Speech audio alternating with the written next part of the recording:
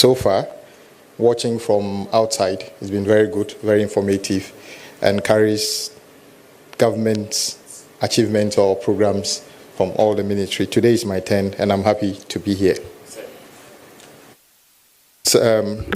Of the media, I'm here today basically to share with you what we have done so far after chalking this, the great victory, which means that Ghanaians are expecting a reset of the way many things are done in our country. How did we start this? We started by, first of all, going around the country to ascertain from for ourselves what the situation on our road sector is. And we did this with all the agencies across the 16 regions. I want to take the opportunity to thank you all who were with us in every region and reported live to the people of our country.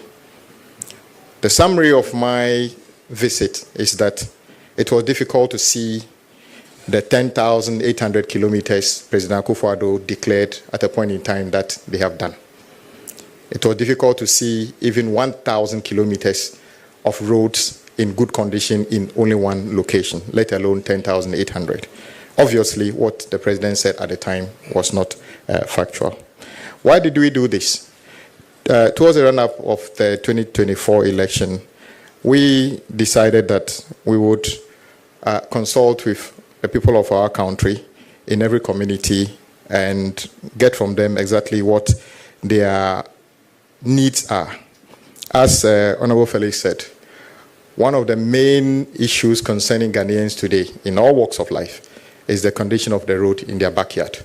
It doesn't matter where you are. Even people in Accra and Kumasi have serious issues with their roads. It is based upon this that the president made a firm commitment to make sure that we improve the road network in our country. The second thing we did was to do a stakeholder engagement with all the players in the road sector. And after the engagement with our stakeholders, we got a clearer view of what the situation is currently in our country. Few things come up quite clearly. We have huge delays in contract payment, i.e. projects that have been awarded and contractors are not on site simply because they raise certificates and we are unable to pay them. There are also an issue of the portfolio of stalled projects, which is quite disturbing. And then the inefficiencies in the procurement processes, which is what our agencies have done. I.e., there was almost uncontrolled level of award of contract.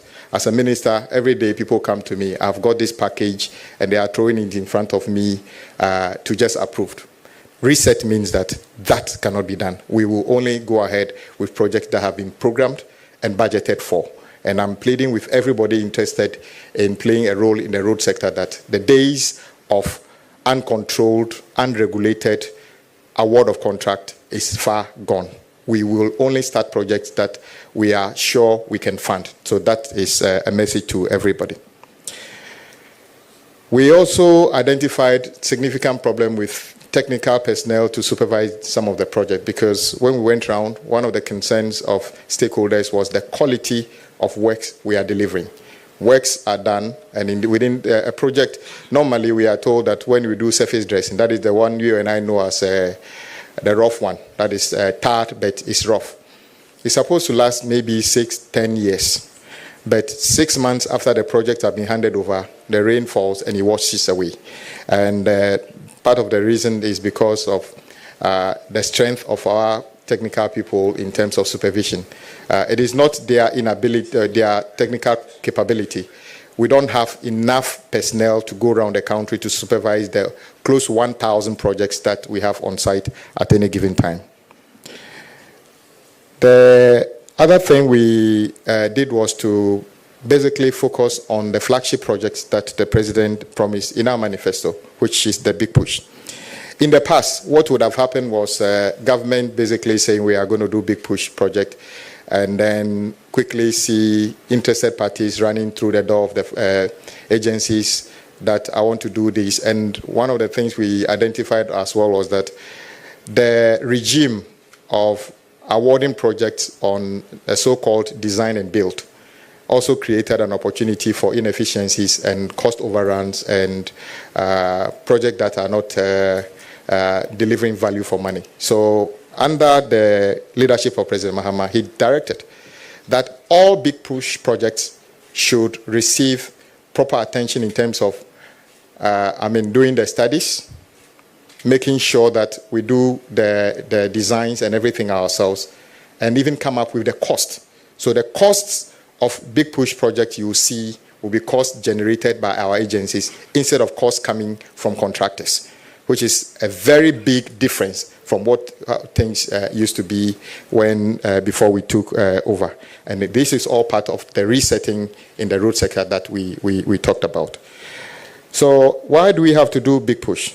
My brothers and sisters, the program is also intended to provide infrastructure base needed to support the 24-hour economy by ensuring round-the-clock movement of goods and services. The Ministry of Road and Highways has undertaken studies and prepared comprehensive engineering interventions and cost estimates for the project under the Big Push project. The Ministry of Finance has since issued commencement authorization for the following roads project. As I said, if we don't capture the project and know where the funds are coming from, we are not going to award them.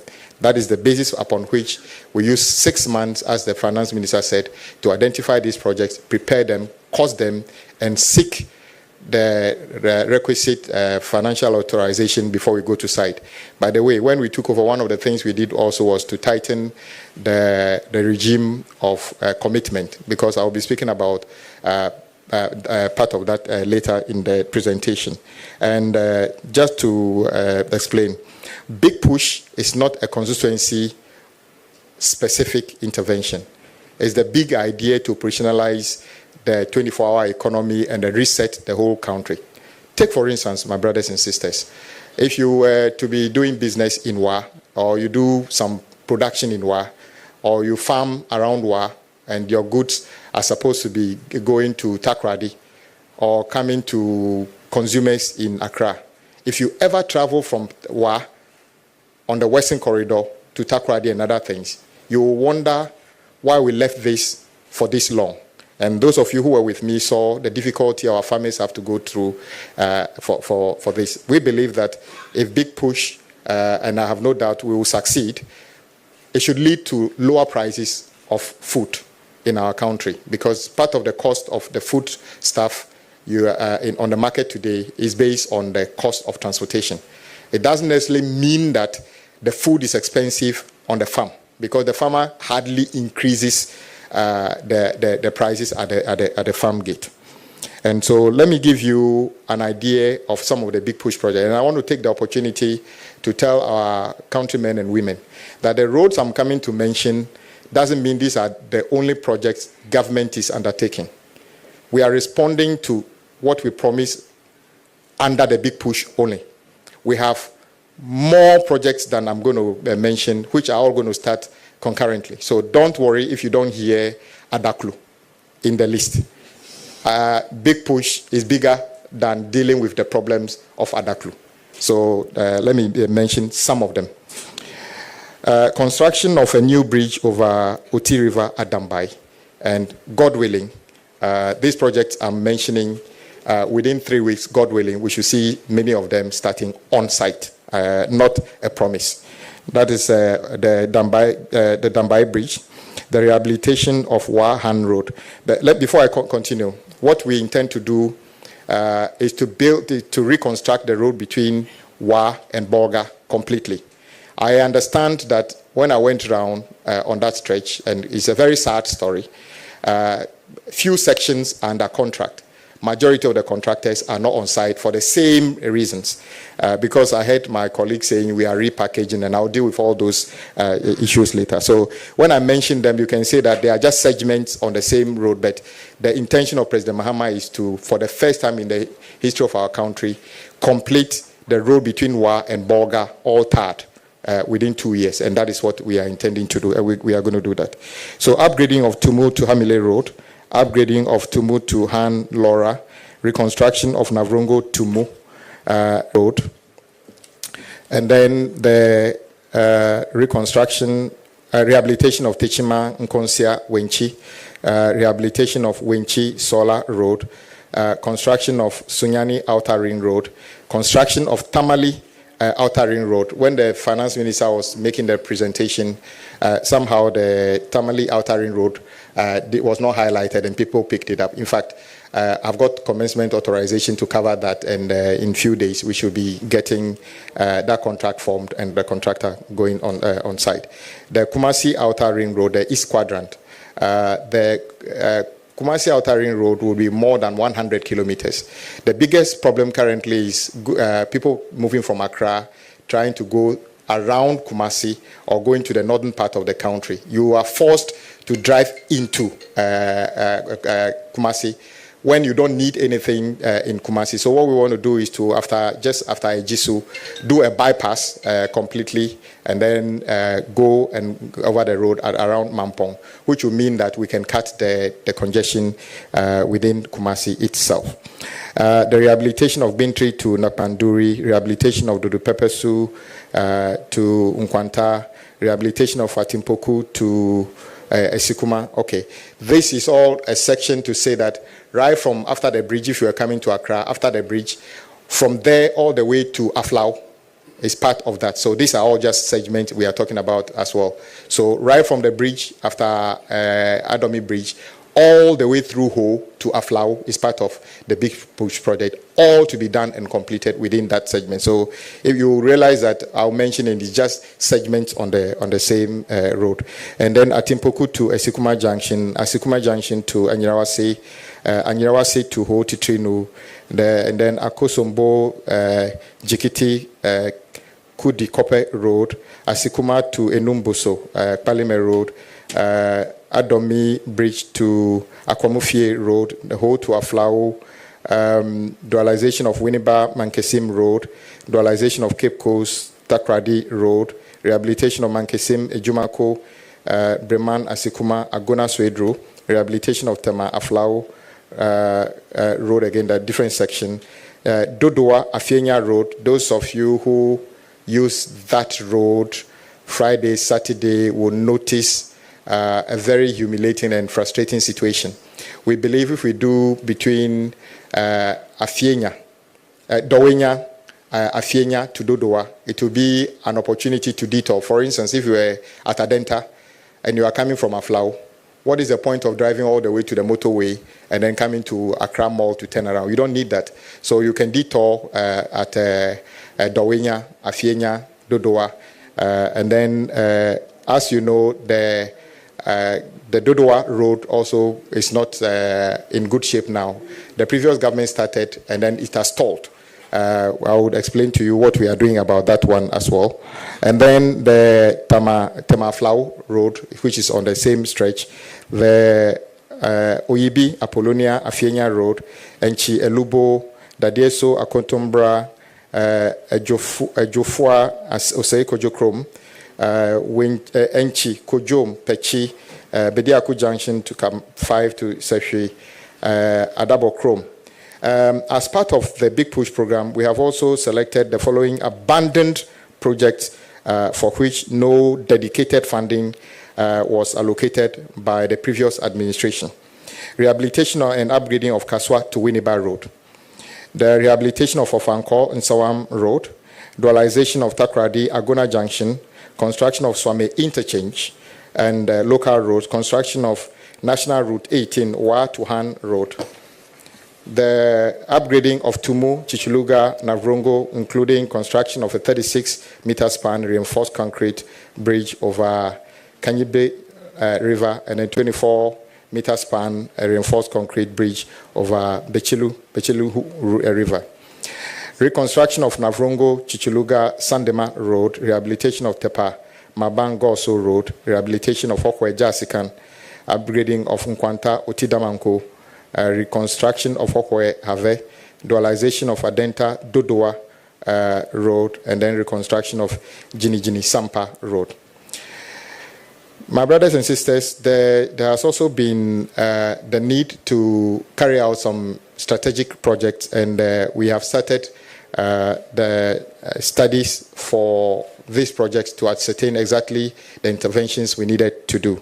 So to ensure long-term network resilience and regional integration, the ministry is conducting feasibility studies for key projects currently in at the design and appraisal stage. 1, a new alignment of Accra-Kumasi Expressway to reduce travel time and enhance safety. And let me repeat, it's a new alignment. It is not an expansion of the existing road. It's not dualization of the existing road. This is a greenfield, building a brand new expressway. It probably be the first time in our history we do something like of this scale. 2, Accra Outer Ring Road, and then the Kumasi Outer Ring Road. The Adosu Echiamanfo Bridge to connect Afram Plains and open up vast agricultural land. The pipeline projects are in alignment with the reset agenda's focus on long-term planning, regional equity, and infrastructure-driven job creation, as well as enabling infrastructure requirement for the 24-hour economy to take place. The 5th point I want to talk to you is about a modern tolling regime in Ghana. You all know that, notice that prior to the previous government's attempt to foist e-levy on the people of our country, they unilaterally decided to zero the collection of road tolls in our country. As principled as we are, we spoke against that even at the time, encouraging government to restore the tolling. They refused. They attempted to bring it back at the tail end of their regime. We were consistent and principled and asked them to bring it back. And indeed, prior to the election, we made it clear in our manifesto that we'll bring it back. My brothers and sisters, what are we doing now? To improve the maintenance regime, Cabinet has given approval for the reintroduction of road and bridge tolls with a focus on modernizing the collection of these tolls. We have done the transition, we want to transition to electronic and automated tolling system, enhance transparency and auditability of revenue inflows, improve user experience, and reduce congestion at toll points. The ministry has launched a concessionaire pre-qualification process so far. Public advertisements have been done. A pre-qualification conference was held on the 3rd of July 2025. 12 firms have submitted applications currently under evaluation. Proposed new toll rates have been submitted to Parliament via Ministry of Finance to determine the rates we are going to be charging when the toll is implemented. We are hoping that this will be based on electronic platform. There will be no physical barriers in on any road, and the tolling would only apply to roads that are engineered, meaning that roads that have been fixed. So we don't intend to put tolls on any rough road and other things. But when we make interventions, then we can toll them to raise more money to maintain that and to fix other roads in the country. The next thing I want to talk about is the issue about what is happening at the ministry now in terms of our burden. You will notice that at the time of transition, the previous government suggested that the total commitment of government at the road ministry was 105 billion Ghana cedi. I doubted that figure anyway, and I said it was around 130 billion. And I asked the ministry to do further work. They came back and told me the total commitment was around 123 billion, 565 million, 454 million, and then 431. At the time this figure was there, the total budgetary allocation to the ministry was just around 3 billion. When were we going to be able to have the resources to do all this road? So currently, the burden we have is over 120 billion. You heard the finance minister talk about commitment, total government commitment of about 164 billion.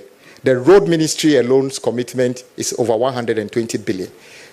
I'm not saying roads are not necessary, but I thought government should have matched the awards with the allocation of resources. Reset means that when we say big push, you already see the finance minister allocating 13 billion this year alone for big push, even before we award the first contract for big push. This is the reset we are talking about.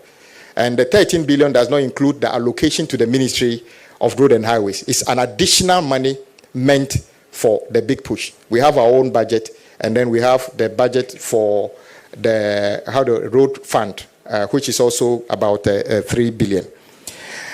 We have a road maintenance trust fund, which is one of the things that the president directed we do. Currently, one of the biggest problems we have in our country is the maintenance of our roads. Sometimes the road could be engineered, but just sections are in a state that needed repairs. We leave it, and then the whole road gets deteriorated. President Mahama directs that we should, as part of reset, have a maintenance regime that is fit for purpose. So what he's directed us to do is to reform the road fund currently. Currently, the road fund exists mainly within the road ministry under the office of the chief director. And it can happen that in the whole year, a minister can decide that a district will not see any release or any allocation for any road maintenance. And rather, they will spend all the money in one location. President Mahama's idea of equity directs that when we reform the road maintenance trust fund, and I'm very grateful to yourselves and Parliament that last week Friday, the road maintenance trust fund bill has been passed, and we are awaiting the assent of that bill into a law by the President. What is this bill supposed to do? Unlike the past, reset means that accruals to the road fund will now go to Parliament, and Parliament would apportion how the road fund is spent, just the way Common Fund, Get Fund, and NHI Fund is allocated. So once this becomes law, every district in our country would have at least a minimum allocation for road maintenance in that district every single year.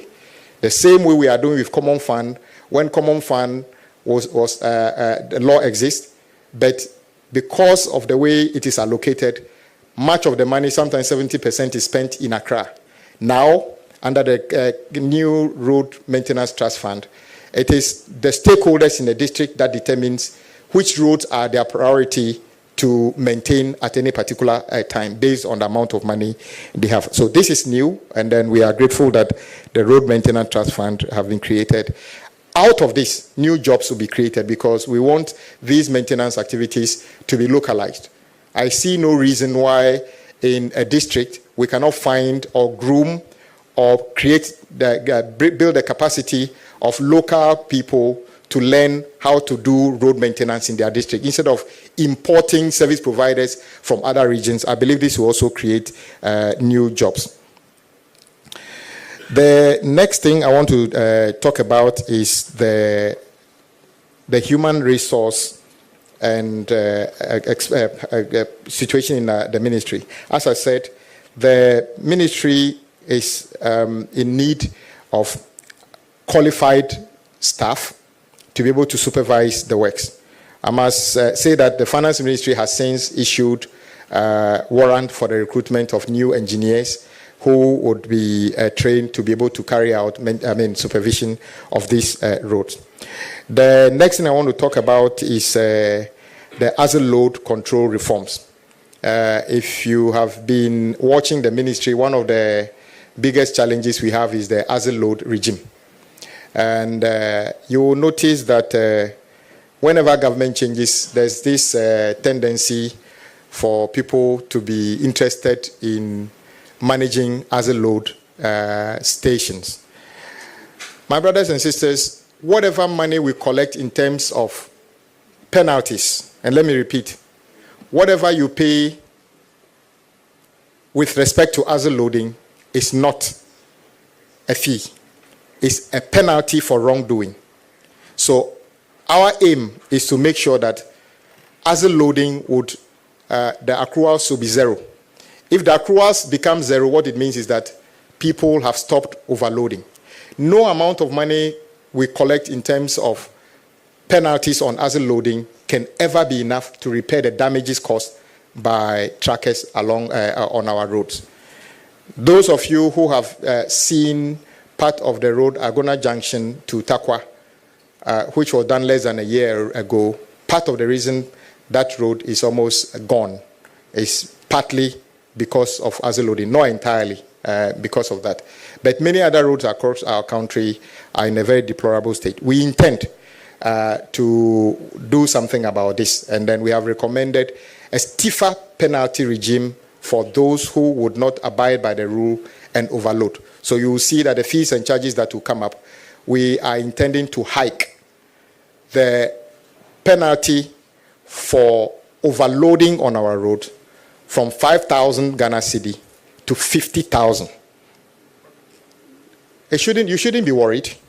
It's just like saying that if you steal, you'll be jailed for life. You will say that is high-handedness. But what about considering not stealing? Then you have no reason to spend even a day in prison. So we are increasing the penalties for overloading from 5,000 to 50,000. We hope that will be additional deterrent for people to make sure they work within the rules. As part of this, we also noticed that the overloading part of the overloading regime is complex.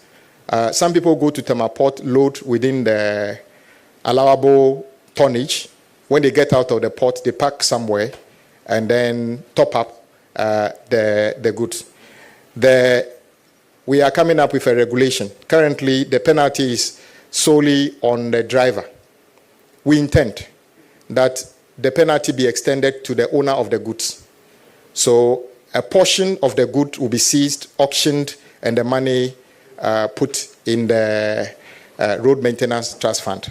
I am sure if you lose half of the goods as a result of overloading, the next time we will all this. The question is, how did we build this level of arrears over the years without making the necessary plans to pay them off? The reset means that President Mahama is determined to retire this. But before then, the finance minister ordered an audit of some of the certificates. And what we are seeing on some of those occasions are not things we are happy about. There are instances where a certificate at Road Fund was transferred to GOG for payment, and somehow both certificates were paid. i.e., Road Fund paid it and GOG paid it. We need a regime that is able to detect all these things and make sure that we don't pay for things that we did not consume. I know you have a lot you want to ask, so I would limit what I want to say and rather listen to you. Maybe you have more issues, but what I want to recap is this, that since we came, we went around the country to see for ourselves the condition of roads, and I must say that the conditions where you are is not different from where I am. It's in a very deplorable state. The president wants to make an impact, and the big push is just one of the interventions.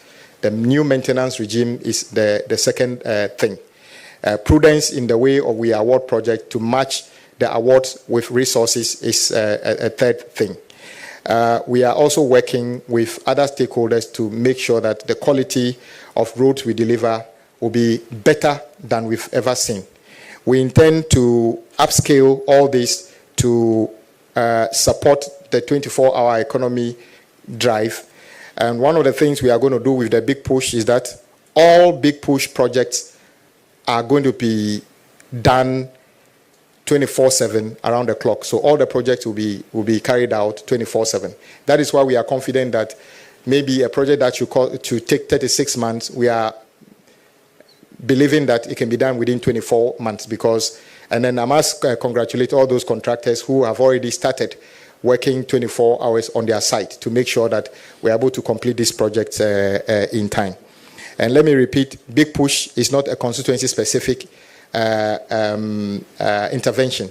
It is to interconnect our regions and open up very critical corridors. Upper corridor from Wa to Bolga, Eastern corridor right from Tema all the way through Oti, Basa and beyond.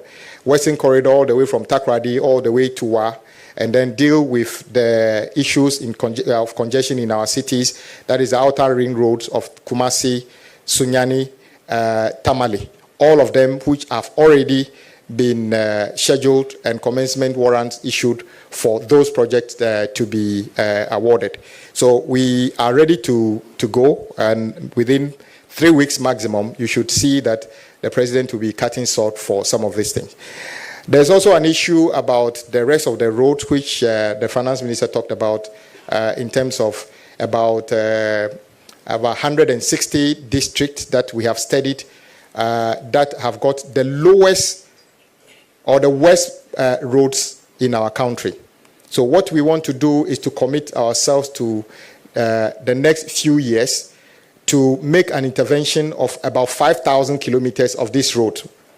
And these are the ones that we are saying there are over 160 roads we want to carry out this. We are in the process of putting this together, doing the studies and what level of intervention. On some road, maybe it's an existing road, but what we need to do is to resurface, or there's a bridge on it which is broken, we need to fix. So the interventions will depend on the specific situation in that. So all this will be going on concurrently. We have also started the annual maintenance regime across the country. The various agencies, Urban Road, Feeder Road, have started, you saw in the newspapers, competitive bidding of all these things. Some regions have opened tender last week and are selecting service providers to start the roadside clearing, desilting, regraveling, pothole patching across the country. So all these things are going on as we speak, and we are very hopeful that we've got on our side. President Mahama will bring the level of transformation, our reset on our roads, that would be something that can spur further economic growth and actually create more jobs, especially those in the built environment. Thank you very much.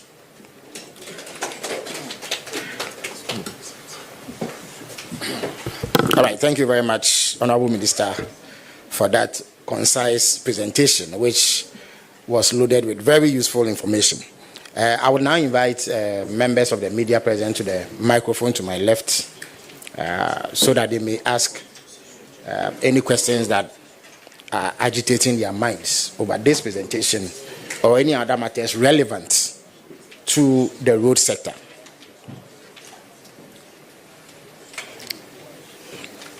All right, please go ahead. Identify yourself and ask your question. Hello.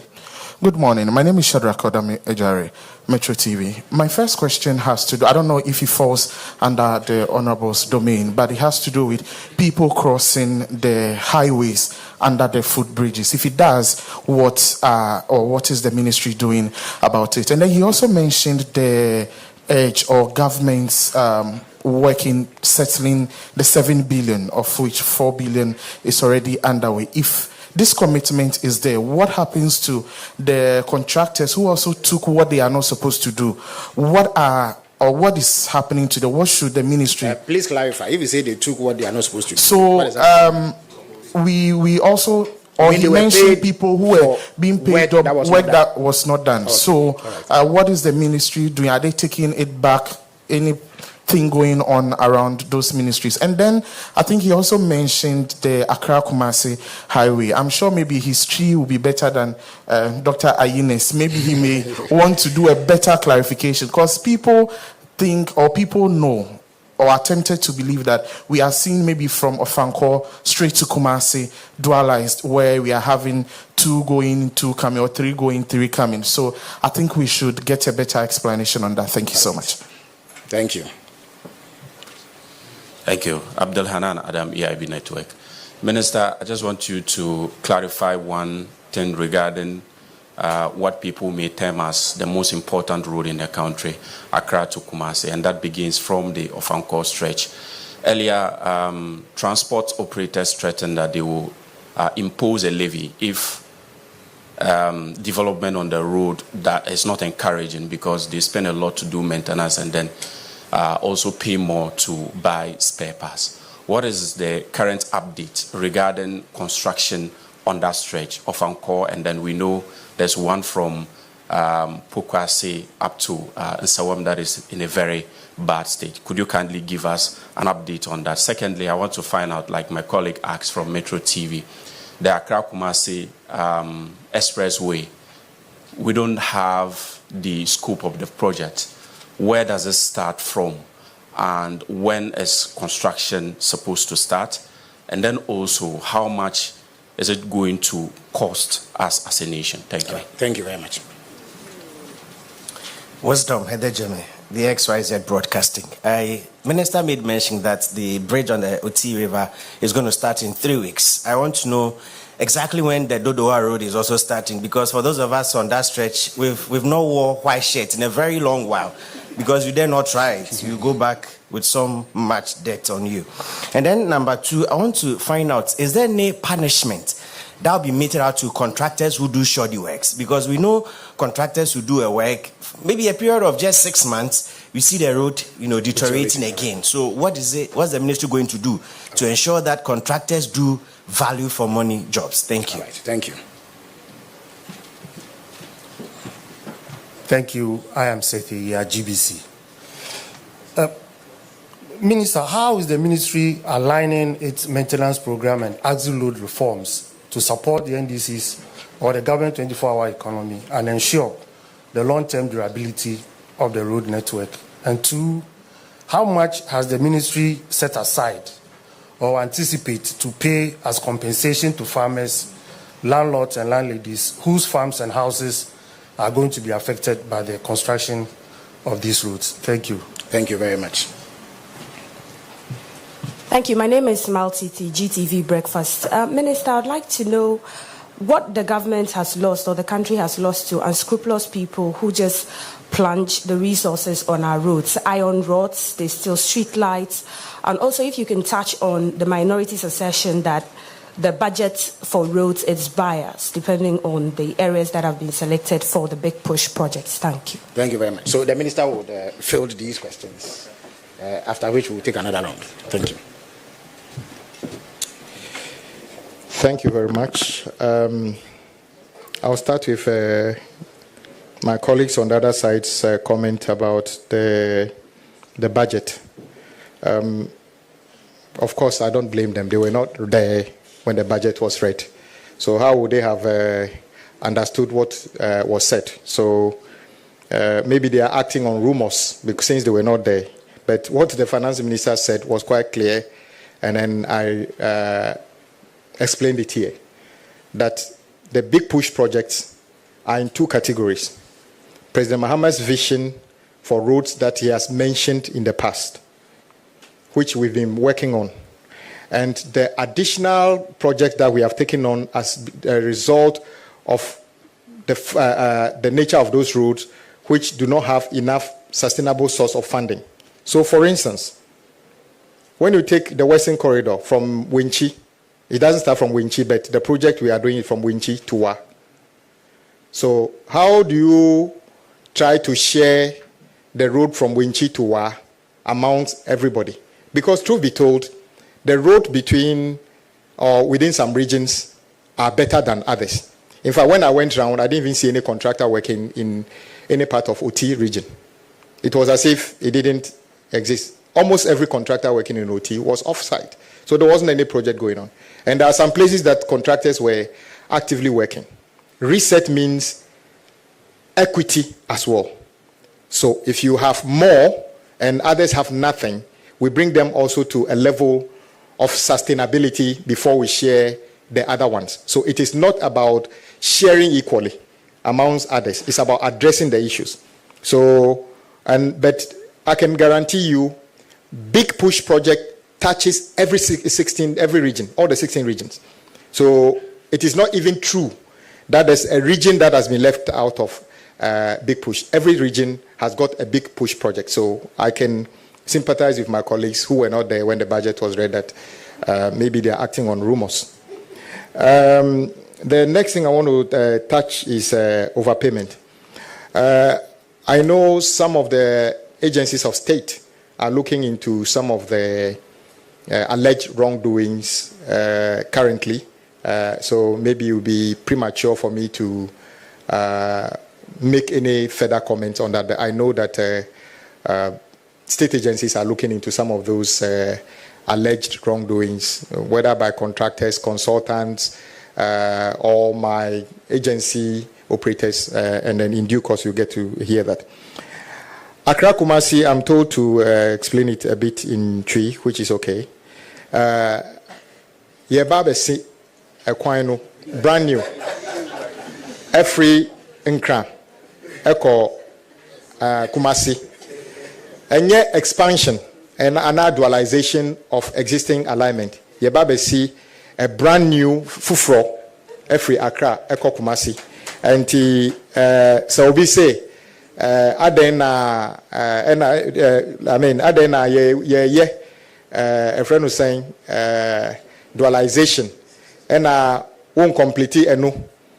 And then, President Mahama's vision say, we agree, say, Accra to Kumasi is the biggest traffic in our country, and they deserve more, or the country deserves more. And that is why Yebaba see a brand new road. And we are not calling it even a dualization. We are calling it expressway, one that has never been done before. And I'm saying that we are hiring a consultant to do the studies, design, and costing, not design and build. An independent person will carry out the design and everything before we determine how much it will cost. So unfortunately, I'm not able to tell you how much it costs currently because we are still we are not there yet.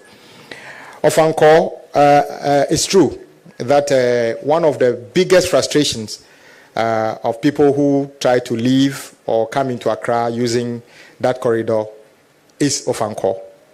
It is true that that project actually was part of, if history bears me right, was part of the project conceived initially by President Mahama as part of the Pokwasi interchange. And I know that as of the time Pokwasi interchange was being funded by AFDB, the contract for what we are talking about now was also awarded to a Ghanaian contractor. The scope is different, but it was not done. The Pokwasi project was carried out. But we needed to do what we are doing now.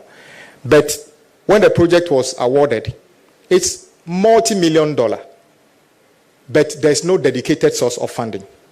So government in the past paid part. The contractor was not on site. And when it started raining this year, you saw the frustration. And rightly so, we know drivers, community members, everybody was unhappy.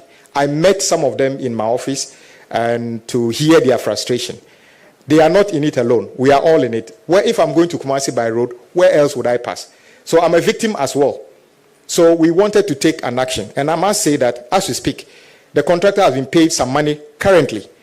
And I am expecting that the contractor's activity on site must pick up quickly because I know we have paid some part of his bills to them. Dodowa, let's say from motorway to Central University, the contract says Accra to Aflau, but truth be told, Accra to Aflau is over 100 kilometers. The project that we are describing is just 17 kilometers. It ends at Central University. But that one also got stalled by BHM from United Kingdom. And the contractor was not on site. Some of you joined me appealing to the contractor to come back on site. The project is in two phases. The phase one is what the British firm is doing. Phase two was not under contract.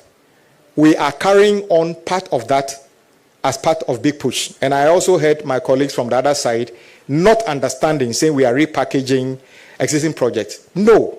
The phase two of the motorway to Central University has never been under contract. So it's actually a brand new project. What we are doing has nothing to do with an existing contract. Yes, Ofankor is an existing project we want to complete, and I think it is morally right for us to complete that. So if they are worried about us completing a store project, then that is their challenge. Because in their press statement, in one vein, they talk about you are not spreading big push enough. Another statement, they are saying that you are not completing ongoing projects. And then they say that you are completing, you are taking credit to complete our project. So which one is, what exactly are they talking about?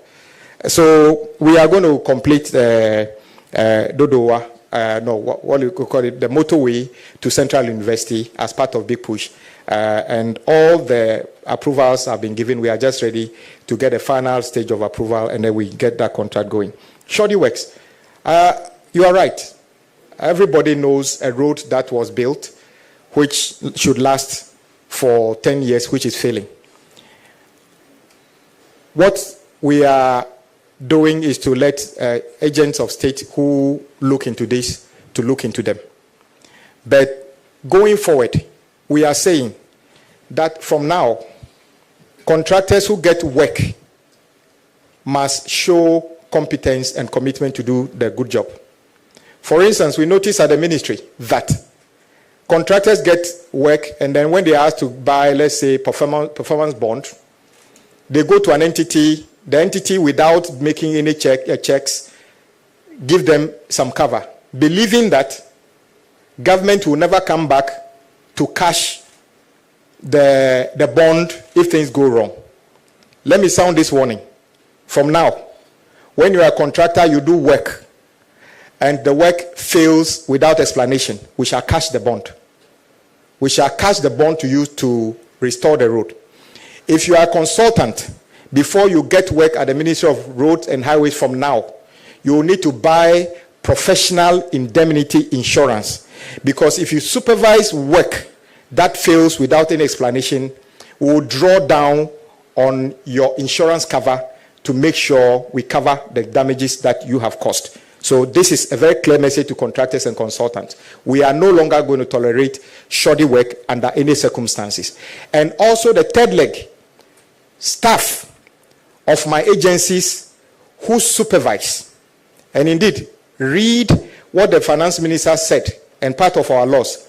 If you are working with highways, feeder road, urban road, and you supervise work or authorize payment for works that were not done or were not done properly, if we find you out, you will be surcharged. I think that is just quite clear. That is the only way we can restore some sanity and decency and also improve the quality of work. As a loading, we intend to bring a regime after the implementation of the tolls to make sure that overloading stops. I've already signaled some of the measures, including hiking the penalty, not fees, penalty for overloading. And we are also bringing a regulation that instead of surcharging only the drivers, the owners of the goods also forfeit part of the goods, which will be auctioned. I am sure that will be the beginning. And also to sanitize the way we operate as a loading station. Those of you who followed me on Agona Junction to Takwa, as of the morning I went there, it's as if no vehicle was offending. I drove 1 kilometer ahead, and then those who were with me, we apprehended 5 vehicles. 4 of them were overloaded. But they have all sorts of tricks, but we have a plan. And maybe in 6 months' time, you will see what we will come up with. Compensation for roadworks. The laws of our country allow the state to acquire your property for the purpose of national interest. But the law also says that you are adequately compensated. We compensate people when we are building roads, whether it's your legitimately taking your property. If you have gone to build in a right of way that belongs to government already, we owe you nothing. And I don't make any excuse about it. If a right of way exists, you knew this was supposed to be a road, you go and put up a shop on it. Don't expect government to pay you. It's like rewarding you for doing the wrong thing. But if we know that the right of way didn't belong to government and we take it, there's a system by which the land valuation and others evaluate, and you are adequately compensated for that. That one cannot be taken away from you, and we always do that. Unfortunately, I don't have the figure, but I know that we have a bill of almost 1 billion Ghana cedi now, based on various evaluation coming out of different projects across the country. I think those are the first few responses. Oh, yes. Yes, you are right. Some compatriots, or I say that people who are not very helpful, have made it a point to, for instance, there's a metal grating on a drain in the middle of the road because scrap metal is business. They go and remove it in the night and go and sell it to scrap metal dealers. Maybe if I say they stop it, that will be better. We have traced a few, drain covers to a steel company that is converting those things to steel. So let me just remind you, if you are watching me, the law is coming to your smelter if you are using illegal materials for your raw materials for your production. That is wrong. We also have people who go around chipping away concrete to remove iron rod. That is quite desperate. Our first action is to restore those things to make sure the thing doesn't collapse in terms of losing its structural integrity. But we are also working with local authorities to make sure that those reduce. I know that there are some court cases currently ongoing where some people have been arrested. If you are coming from Circle and then the flyover going towards Kolebu, you'll be surprised that somebody went to remove all the guardrails. The one that was installed just about a year ago, somebody actually took time, removed all of them. Fortunately, some of them have been apprehended and they are with the police. As to what kind of punishment they get depends on what the law says. It is not for Ministry of Road and Highways to determine that level of punishment. Thank you. All right, thank you very much. To save the blushes of the minister regarding his tree rendition, I would like to reiterate it for the benefit of our compatriots who speak tree. Also, for no person say, nchemu aba se omampeni John Dramani Mahama aya adwen se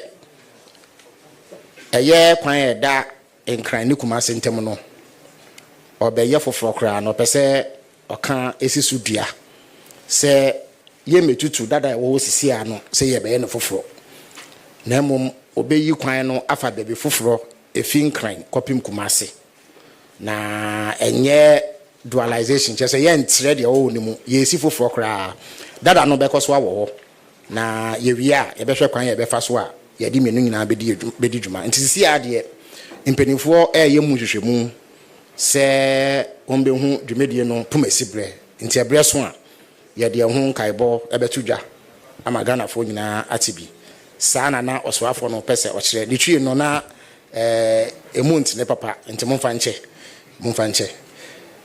So we'll take more questions. All right, thank you. Good morning. My name is Julius. I report for the Ghanaian Times. Honorable Minister, respectfully, what metrics or mechanisms will be used to prioritize road projects under the big push and then the ongoing realization? And how are communities being engaged? Many a times the work happens and then people come and make all claims. What's the level of... if you can clarify that, what sort of engagement are you referring to? So, stakeholder engagements. For regarding example, road construction. The road construction. Okay. All right. And then, secondly, you talked about costing of projects under the big push. You mentioned that the costing will be done by the agencies of the ministry. what happens to competitive tendering.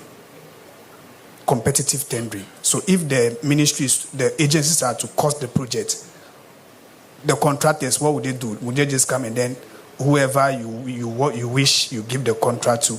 And then on the Ofanko Road, I think you didn't answer the question that a colleague asked. It's about the portion from Amasaman onward. It's very terrible. On the 9th of July, you held a press conference at your office.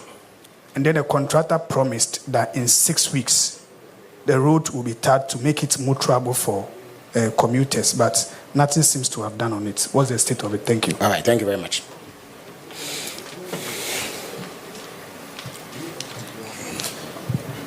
Komla Kluche, I work at TV3. The first question has to do with the main of Ankoin and so on road. Still, the issue of the financing regime must come under scrutiny. What is the financing regime for the project that has caught a lot of attention? Then the bit of the government acknowledging a gamut or widespread abandonment of most of the projects to which contractors have not been paid. In the past, somewhere in 2022, when the government launched the tracker, they put some of the roads under it. For instance, the Insawam and then the Adomabre Road or something of that nature was captured. But the reality on the ground is that that road was never constructed at all. At least people from there have sent questions regarding that. How does your administration intend to be transparent and results-driven and not just the rhetorics as we have seen maybe in the past? The final one has to do with, if you look at countries like in Europe and then the Americas, we have metals or concrete barriers that are used to block roads so that people will not cross over, especially the highways. We have seen the case of, let's say, the N1 like this, where there are railings that are, some of them, broken down, and they're like, what are the plans of the ministry in working towards side where people do not get to destroy this, what's the name? The barricades of the sort that they use for this. Thank you very much.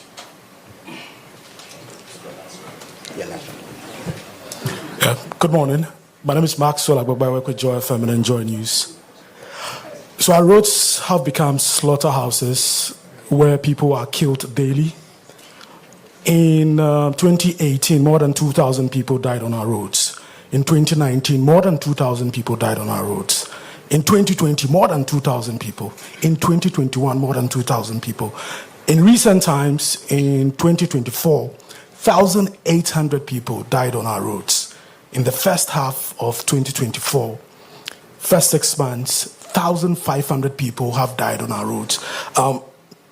Clearly, we have a road crash epidemic. Many have suggested that, experts have suggested that a lot of these accidents happen as a result of head-on collisions. That's why I'm happy about the new expressway President Mahama wants to construct. Your preamble is getting lengthy. My question is, are we going to consider investments in the railway sector and then water transport as a way of increasing, safety when it comes to mobility in the country? And then my second question, I know the minister... The question you just asked is best posed to the transport minister because he deals with rail and marine transport. So if you have a question relating to the road sector, you can ask it now. Yeah. But no, the road minister is not in a position to speak about. No, but we've been talking about the expressway. Yes. The construction of the expressway is expected to stop the head-on collisions. Yes, but you also brought in marine transport and rail. No, so I'm asking, are we going to have more dualizations across major highways in the country to reduce the number of deaths that we have in Ghana? Yes, and then, okay, great, fantastic. Sure. All right. I'm happy. Go ahead. My last question. My last question is, I know the minister has been doing a lot of stakeholder engagement. He's been engaging contractors, especially on issues of payment and then procurement inefficiencies. I want to find out what the outcome is and what measures you put it in place to implement, some solutions to some of the challenges. Thank you. Thank you. Yeah. Well, good afternoon. My name is Emmanuel Romeo Tete from Ahota FM. So, roads, as the minister said, we are going to see roads construction in the country. My question is, what steps are being taken to reduce corruption and the supposed political favoritism in awarding road contracts? And secondly, please, what measures are taken to address the non-functioning road traffics on our road? Thank you. The traffic lights. All right, thank you. All right. So we'll take the last two questions and then... My name is Peololenu from Class Media Group.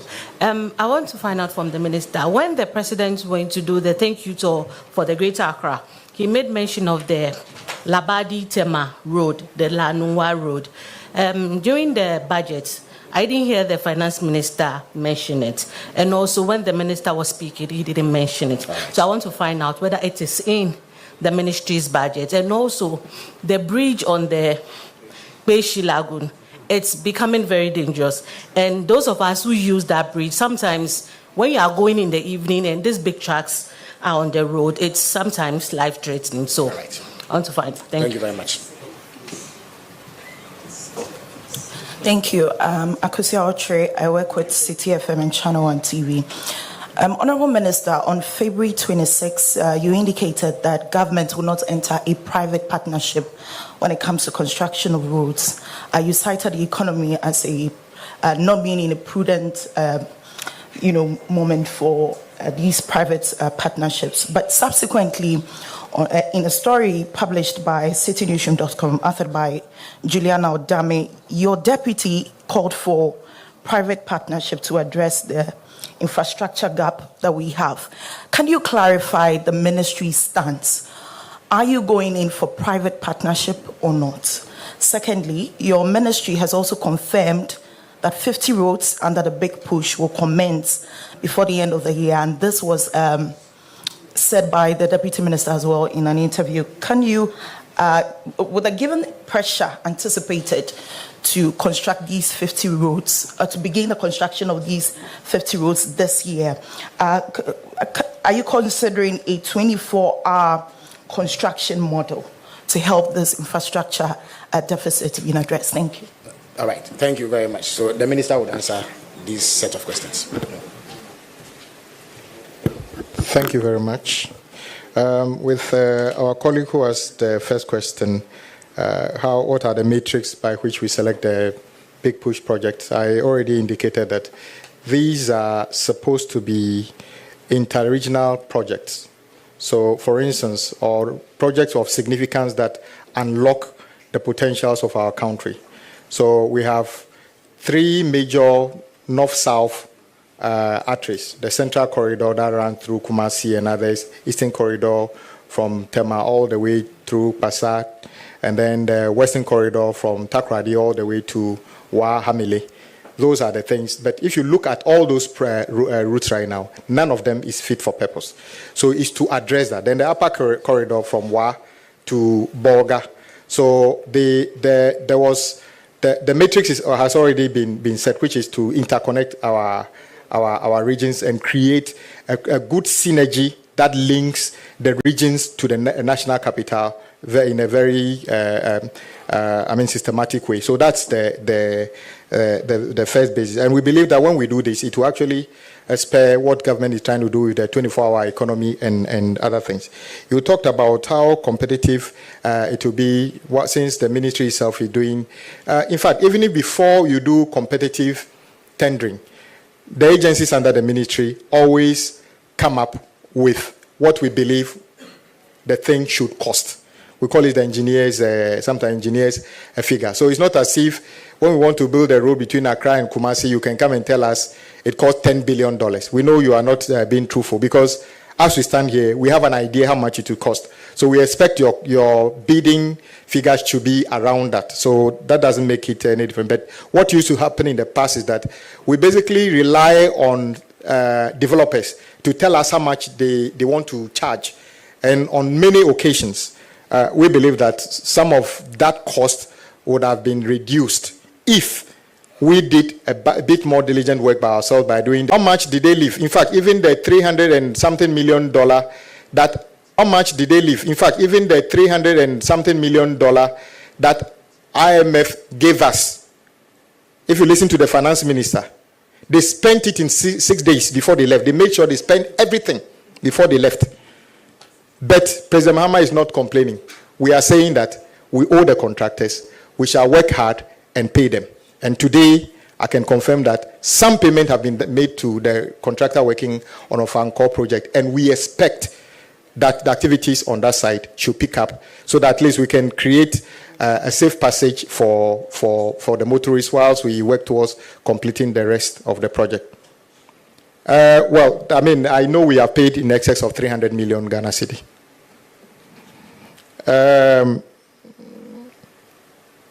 Yeah, well, that is the financing model of the Fankor project. This was GOG. And then I must say that some of our colleagues who spoke on the other side were saying the project was not fun. I mean, it was GOG project, but you remember the $750 million Afri-Exim loan. Then they gave the contractors, some of the contractors, part of that money. But because it's a one-off loan, it's not sustainable. That money has been spent, so the project is back to GOG. So we need to find the money and pay them. That is why President Mahama directed that it should be captured as big push. So we will prioritize the payment for the completion of the Fankor project the same way Kaswa to Winneba and beyond. The additional information is that you notice that when you talk about projects that have been abandoned, when President Mahama took over, we never asked any contractor to stop work. In fact, those of you who followed me across the country, I was rather encouraging contractors to have faith with the state to continue work. Roll back 2017, government took a decision to suspend many projects, including especially Kuko Road projects. And that is part of the reason we have so much damage the Kuko Road project, because contractors were about finishing. Some of them actually had resources to finish the project. They were told to stop. President Mahama never asked anybody to stop work. No contractor was asked to stop work. That is the reset we are talking about. We are different from the MPP in terms of handling issues at the road ministry. Yes, what President Mahama is intending to do in the road sector, I am sure if it's MPP, there would have been 50 slogans about it by now. But we don't deal with rhetorics and slogans. We shall deliver the road. You can do your slogans later.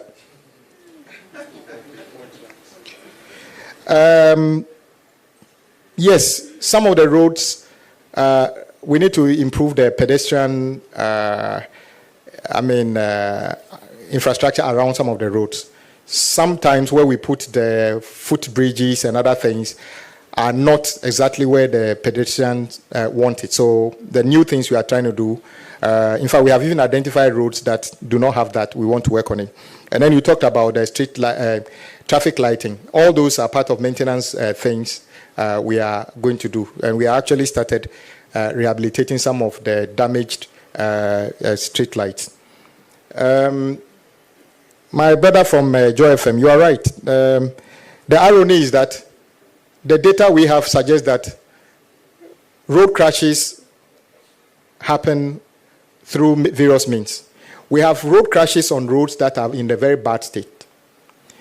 Then we have road crashes on roads that have just been completed that drivers can't hesitate or can't save themselves from. The road is so good, overspeeding. So it is not a simple story of the road is bad, you have accident, or the road is good, we have accident. It is, in many cases, if you listen to the expert, driver error in many of the cases. Because, of course, if the road is two directions, single lane, two direction, and you want to overtake, or those of us who drive, it is always said that you overtake when it is safe. But unfortunately, we do have those situations. Dualizing the road will not take away road crashes. You see road crashes on Accra-Tema motorway. There's nobody driving towards each other, but we still see road crashes. So driver competence and driver attitude is also a part of it. At the road ministry, we can only improve the roads, and I think drivers or motorists also need to take responsibility and do some of this. We have done a lot of engagement on the rest of the roads we are coming to do. Let me repeat. Big Push is not the only road project we are coming to start.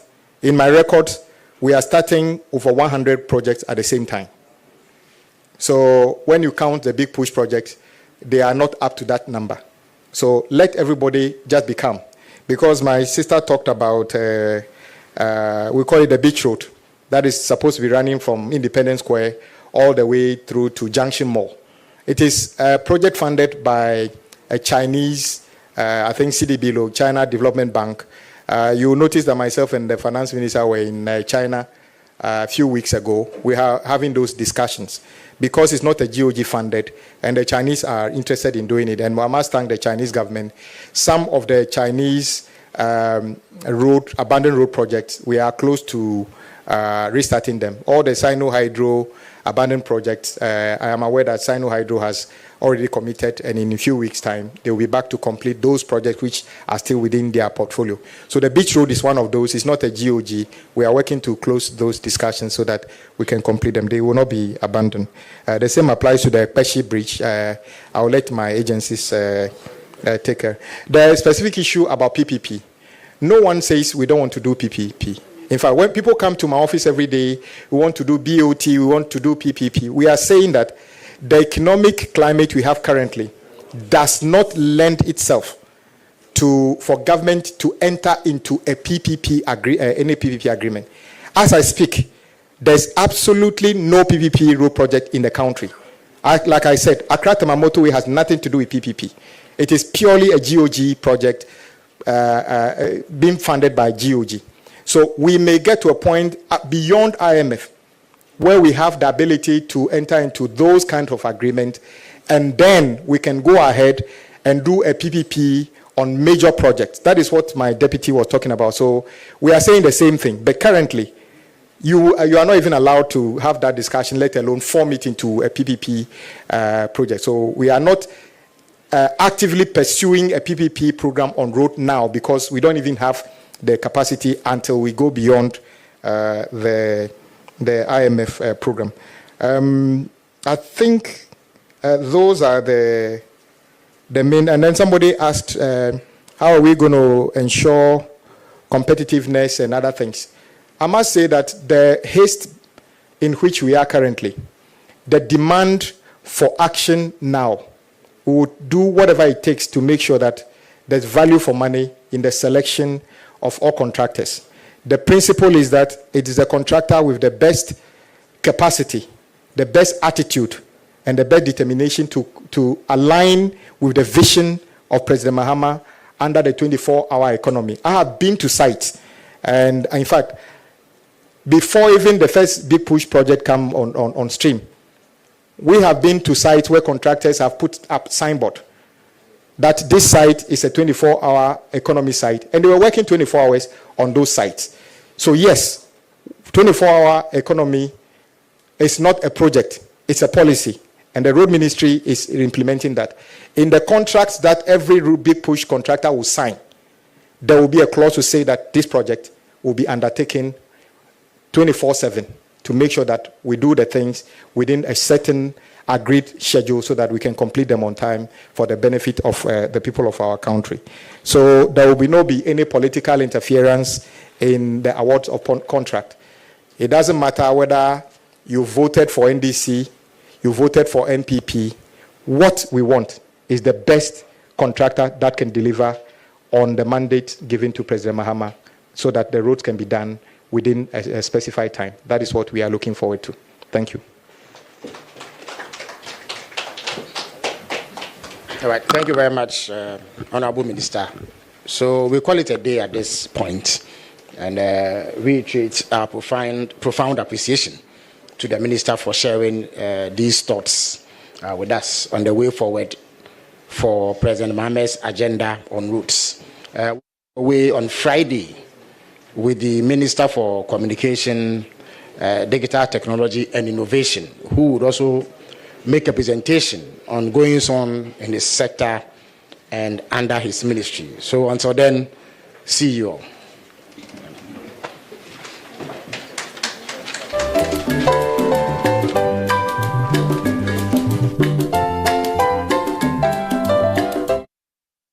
And so that was it from the presidency, the government accountability series, where we had the Honorable Minister for Roads and Highways, Honorable Governs Kwame Agbodza, coming to give an account of his stewardship over the last 6 months. And yeah, he's really spoken extensively on the project of the government, especially the big push with many media people. Then many of us were expectant of hearing a lot from, and some government projects and some road projects across the country, some stored ones, some abandoned ones that are going to be picked up to be worked on. Let's take a look at some highlights of the things he spoke about at the during the presentation. I beg your pardon. And so yeah, he says here that every big push project would run 24/7, no breaks, no breaks to cut timelines drastically. And so he is looking at cutting down a lot of breaks so that the contractors will work around the clock to make sure that most of these road projects are completed within the shortest possible time, as so that Ghanaians can also commute easily. And here he says again that President Mahama's big push is not a slogan. It is a nationwide, around-the-clock road revolution. And so, yes, that is it for the big push. We keep hearing big push, and the minister has reiterated here that is not just a slogan, it is a revolution that will bring about a lot of progress and development to us as a country. Again, the minister says here that some 23-month road projects will now be completed in 24 months, and that's the power of the big push. So it goes to buttress the point I earlier made about he's saying that there will be no breaks. It's all in a bid to cut down the times for the construction of this road, so that as many people that commute these roads under construction will be able to go and come within the shortest possible time, cutting down on a lot of stress plying these roads. Let's move on again. And then he says here that President Mahama wants impact, not fanfare. And that is why we are pushing the transformation hard and fast. I come again. He says, President Mahama wants impact, not fanfare. That is why we are pushing this transformation hard and fast. And so, yes, no minister is joking at all. And if you've monitored from the time the government's accountability series started, you see that most of the ministers, or even all the ministers, are bringing us updates on what their ministry